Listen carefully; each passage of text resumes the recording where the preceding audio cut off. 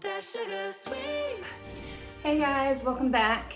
I have red hair today because I felt like it, but it also kind of works out that we're going into fall and this is sort of fall coloring.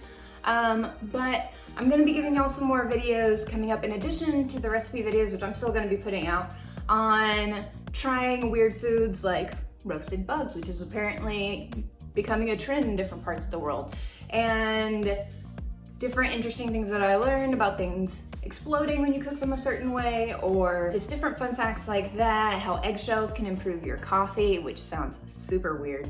But I'm just gonna teach y'all different things that I'm learning like that and different things that I find interesting that I'm learning about cooking.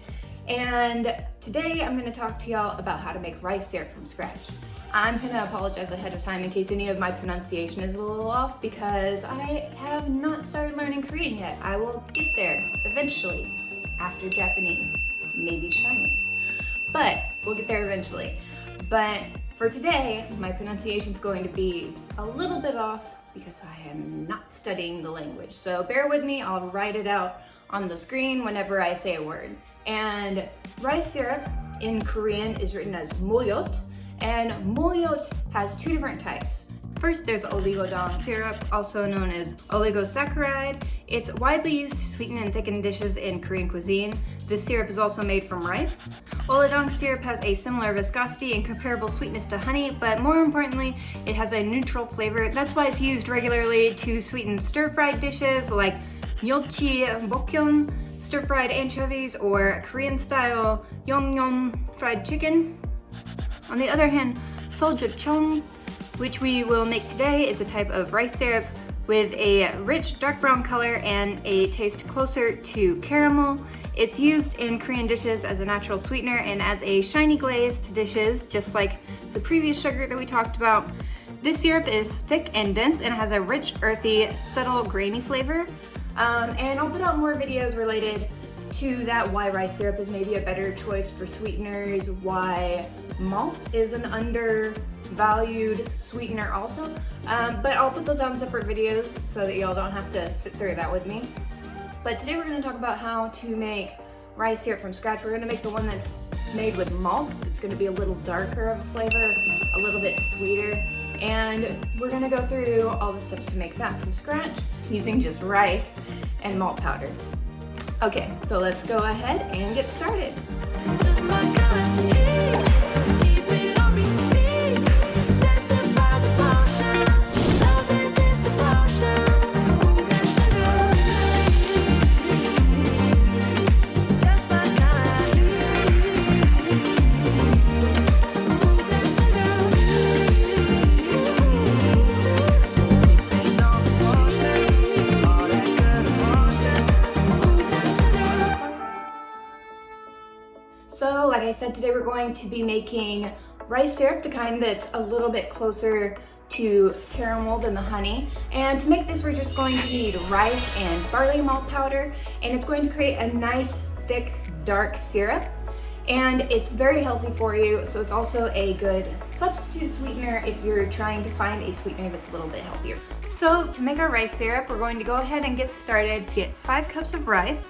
And we're going to clean the rice by covering it with water and scrubbing it, gently tipping the container that it's in to the side to allow water to run off the sides without losing any of the rice. And we'll repeat that until the water runs mostly clear. You want to do this to remove the coating on the rice to allow the starch in the rice to react with the amylase in the barley malt powder. And if you want to skip this step, then you can just use brown rice instead. It already doesn't have that protective coating, and it'll allow you to go through this a little bit faster. You'll want to tip out as much water as possible once it runs clear before moving on to the next step. Make sure your rice is in a large pot if it wasn't already, and cover it with 5 cups of water and shake the pot or use a wooden spoon or spatula to even the rice out beneath the water. Allow the rice to soak for 1 hour for best results as far as the darkness and thickness of the syrup. Skipping this step gives you a result between caramel and honey, something between oligodong and Ssal-jocheong syrup. Once you've done that, heat the pot over medium-high heat for 12 minutes or until the rice is bubbling and beginning to boil over. Then remove the lid and stir the rice to make sure none is beginning to stick to the bottom. Cover the pot once again and reduce the heat to low to cook for an additional 10 minutes or until the rice is nice and fluffy. Now remove the pot from the heat and fluff the cooked rice. It's not an issue if the rice at the bottom of the pot is crunchy or a little scorched, it'll still work just fine. For the next step, you'll add 8 cups of water and barley malt powder and mix it all together. Because the amount of heat and water absorbed may vary from stove to stove and depending on the type of rice that you use, go ahead and, if necessary, add more water until you reach the following consistency with your mixture. You may notice as you learn recipes from other countries that because of the oral nature of how they pass on recipes, just saying how to do the recipes, not necessarily writing down quantities or specific time lengths, that they'll tell you to watch out for certain sizes of bubbles or certain consistencies or a certain look to a food in the recipes from other cultures. So even though it can be kind of discouraging at first, I really encourage you to kind of stick with that, because over time you'll kind of realize that it's a lot easier to follow and a lot more flexible with the recipes, because you can make adjustments to the recipes, and then as long as you're getting certain looks, certain thickness, certain size to bubbles, certain sounds whenever it gets to a certain stage, you can still tell whenever you've reached different steps, even if you have modified the recipe. It may take a few tries, but it's very intuitive, and you'll find there's more flexibility in it as you get the hang of it. But back to our recipe. This is the stage where we're going to start converting our starch and our rice into sugar with the amylase and the barley malt powder.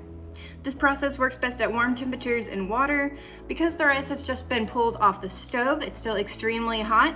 If you have a kitchen thermometer, you can verify that the mixture is between 120 to 140 degrees Fahrenheit or 50 to 60 degrees Celsius. That is the range of temperature the water in the mixture needs to be at for the reaction between the amylase and the starch in the rice. You'll want to allow it to get as close as you can to the top numbers in those ranges before allowing it to sit for an hour so that it'll stay within that range for the entire 1 hour period. After an hour, you'll heat the mixture on medium-high heat for 2 to 3 minutes to bring it back up to the upper portion of each temperature range. Be sure to stir from the top to the bottom with your wooden spoon or spatula to make sure the heat is evenly distributed. Once it's heated for 2 to 3 minutes, turn off the stove and allow it to sit for an additional hour. You'll continue to repeat this process, coming back and heating up the mixture for a few minutes each hour to keep it in the ideal temperature range, 120 to 140 or 50 to 60 degrees, for a total of 8 hours from when you added the water and barley malt powder to when it reaches this consistency. The barley malt powder may take longer to break down if it's not a finely ground product. If you use a roughly ground product like I did, it may take an extra hour or two before the product begins to break down and start converting the starch in your rice into sugar. This process takes approximately 9 to 10 hours, but if you don't have that much time and you have an Instapot, you can put it in your Instapot after you've cooked it to the rice stage, mix it with more water and barley malt powder, and set it to cook at a constant temperature of 120 to 140 degrees Fahrenheit or 50 to 60 degrees Celsius, and simply let it cook overnight.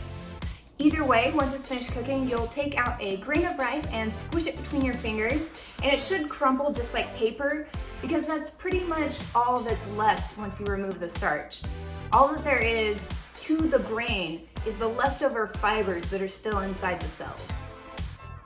Once you've reached that point, strain out the rice from the syrupy liquid you've created. You'll want to find a towel and put the rice in to wring out as much of the liquid as you can. You'll want to use a towel like a cheesecloth with large porous material that can act like a sieve. You'll place the rice inside the towel in a bowl or pot and allow whatever liquid comes off to seep through the towel into the container while giving it time to cool down before lifting it up and gently squeezing the rice through the towel to wring out any remaining liquid, since you'll likely be handling it with your bare hands and no one wants to get burned by hot, sticky syrup while trying to make sweets.